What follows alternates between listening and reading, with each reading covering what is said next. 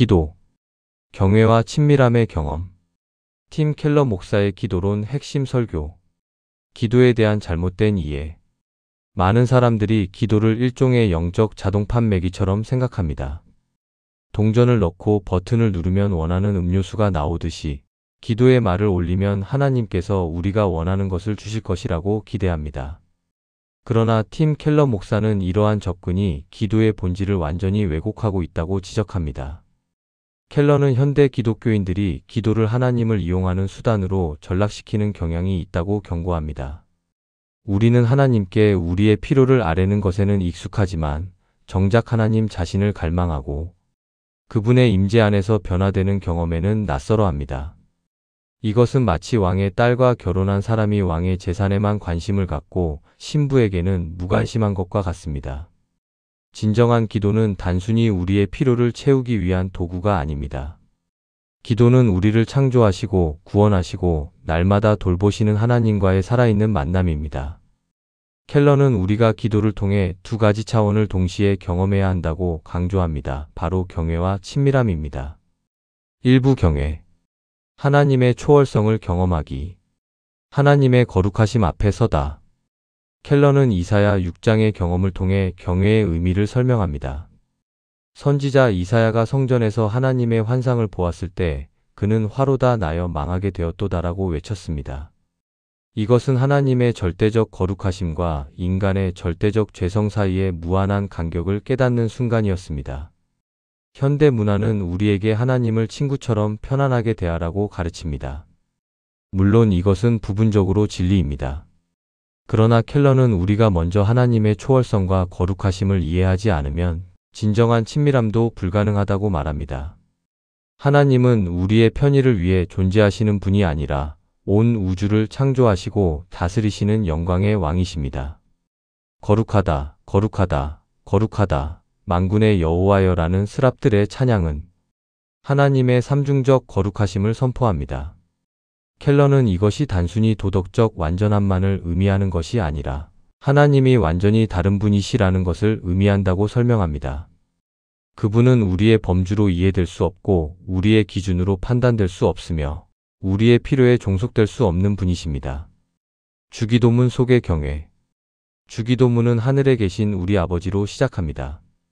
켈러는 이 시작이 매우 중요하다고 강조합니다. 하늘에 계신이라는 표현은 하나님의 초월성을, 우리 아버지는 하나님의 내재성을 동시에 나타냅니다. 예수님은 우리에게 먼저 이름이 거룩히 여김을 받으시오며라고 기도하라고 가르치십니다. 이것은 단순한 종교적 수사가 아닙니다. 켈러는 이것이 우리 기도의 첫 번째 초점이 하나님 자신이어야 함을 보여준다고 설명합니다. 우리는 하나님의 이름, 즉 그분의 명성과 영광과 존귀가 온 땅에 드러나기를 구해야 합니다.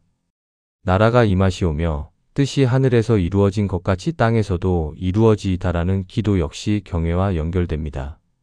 이것은 우리의 작은 왕국이 아니라 하나님의 왕국이 이 땅에 임하기를 구하는 기도입니다. 켈러는 이것이 진정한 경외의 자세라고 말합니다. 우리 자신의 뜻이 아니라 하나님의 뜻이 이루어지기를 갈망하는 것입니다. 경외 없는 기도의 위험. 켈러는 경외 없는 기도가 어떻게 우상숭배로 변질될 수 있는지 경고합니다. 우리가 하나님을 우리의 목적을 달성하기 위한 수단으로만 본다면 우리는 실제로 우리 자신을 신으로 삼고 있는 것입니다. 하나님은 우리의 종이 되고 우리는 그분을 우리의 행복과 성공을 위해 섬기도록 고용한 것입니다. 이런 태도는 기도 응답이 없을 때 분노와 좌절로 이어집니다. 나는 충실히 기도했는데 왜 하나님은 응답하지 않으시는가? 라는 질문 뒤에는 종종 하나님은 나에게 빚진 것이 있다는 숨겨진 가정이 있습니다. 켈러는 이것이 얼마나 위험한 태도인지 지적합니다. 진정한 경외는 우리로 하여금 이렇게 기도하게 만듭니다. 주님, 당신은 저에게 아무것도 빚지지 않으셨습니다. 저는 당신의 은혜로만 살아갑니다. 당신의 뜻이 이루어지기를 원합니다. 설령 그것이 제가 원하는 것이 아니더라도 말입니다. 2부 친밀함. 하나님의 내재성을 경험하기. 아버지의 품으로. 경외가 기도의 한 축이라면 친밀함은 다른 한 축입니다. 켈러는 예수님께서 우리에게 하나님을 아버지라고 부르도록 가르치신 것이 얼마나 혁명적인지 강조합니다. 구약 시대에는 하나님을 개인적으로 나의 아버지라고 부르는 것은 거의 없었습니다. 하나님은 이스라엘의 아버지셨지 개인의 아버지는 아니었습니다. 그러나 예수님은 아람어로 아바라는 단어를 사용하셨습니다. 이것은 어린아이가 아버지를 부를 때 사용하는 친근하고 애정 어린 표현입니다. 켈러는 이것이 우리에게 주어진 놀라운 특권이라고 말합니다. 우리는 우주의 창조주를 아빠라고 부를 수 있는 것입니다. 로마서 8장 15절은 이렇게 선포합니다. 너희는 다시 무서워하는 종의 영을 받지 아니하고 양자의 영을 받았으므로 우리가 아빠 아버지라고 부르짖느니라. 켈러는 이것이 복음의 핵심이라고 설명합니다. 우리는 더 이상 두려움 속에서 살지 않습니다. 우리는 사랑받는 자녀로서 자유롭게 하나님께 나아갈 수 있습니다. 시편의 정직함. 켈러는 시편이 우리에게 하나님 앞에서 얼마나 정직할 수 있는지 보여주는 교과서라고 말합니다. 시편 기자들은 하나님께 불평하고 의문을 제기하고 심지어 항의하기도 합니다. 시편 13편은 여호와여 어느 때까지니까 나를 영원히 잊으시나이까라고 시작합니다. 이것은 불경건한 태도가 아닙니다. 오히려 이것은 깊은 친밀함의 표현입니다. 우리가 누군가에게 진정으로 정직할 수 있다면 그것은 우리가 그 관계를 신뢰한다는 의미입니다.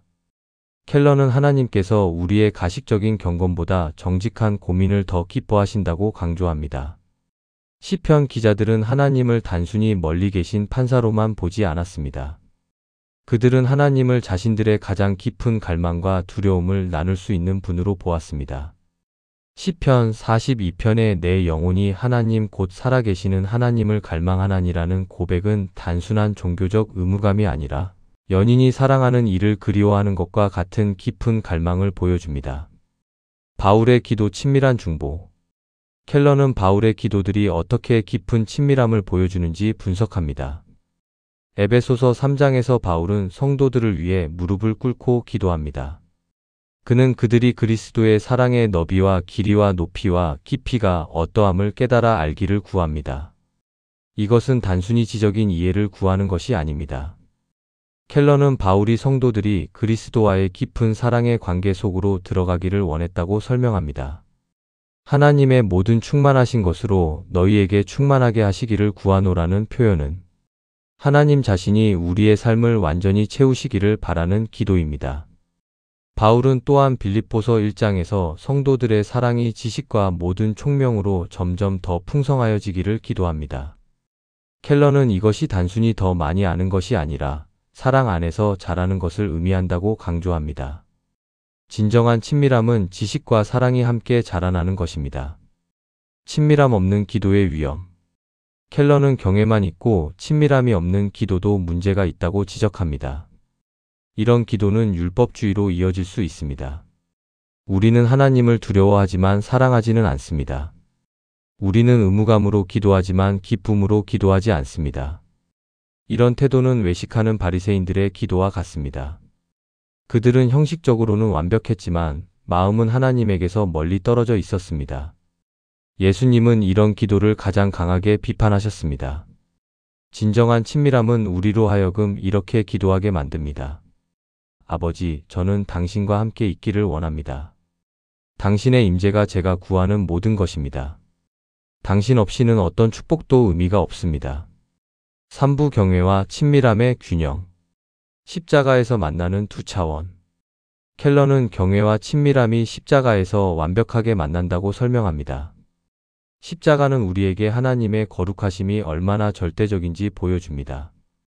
죄는 그토록 심각해서 하나님의 아들이 죽어야만 했습니다.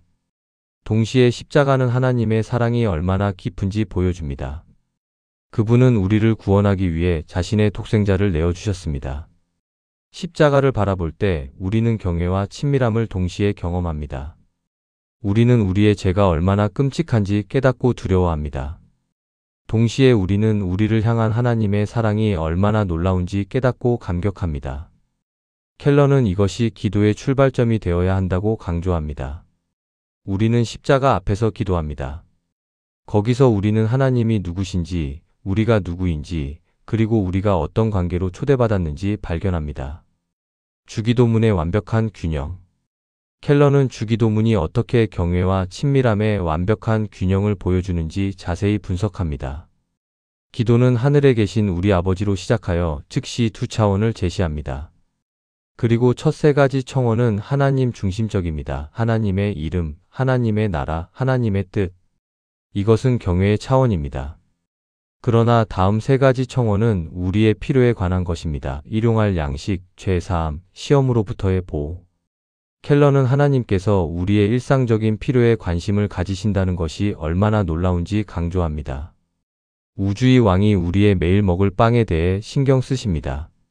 이 균형은 우리에게 중요한 교훈을 줍니다. 우리는 하나님을 높이는 동시에 그분께 우리의 필요를 아뢰 수 있습니다. 우리는 그분의 위대하심을 경배하는 동시에 그분의 돌보심을 경험합니다. 성령 안에서의 기도. 켈러는 경외와 친밀함의 균형이 성령의 사역을 통해서만 가능하다고 설명합니다. 로마서 8장 26에서 27절은 성령께서 우리의 연약함을 도우시며 말할 수 없는 탄식으로 우리를 위해 간구하신다고 말합니다. 성령께서는 우리에게 하나님의 거룩하심을 깨닫게 하시는 동시에 우리가 하나님의 자녀라는 확신을 주십니다. 성령의 사역 없이는 우리는 경외와 친밀함 사이에서 균형을 잃고 한쪽으로 치우치게 됩니다.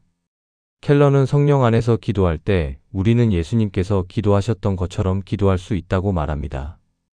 겟세마네에서 예수님은 아바 아버지여 아버지께는 모든 것이 가능하오니 이 잔을 내게서 옮기시옵소서.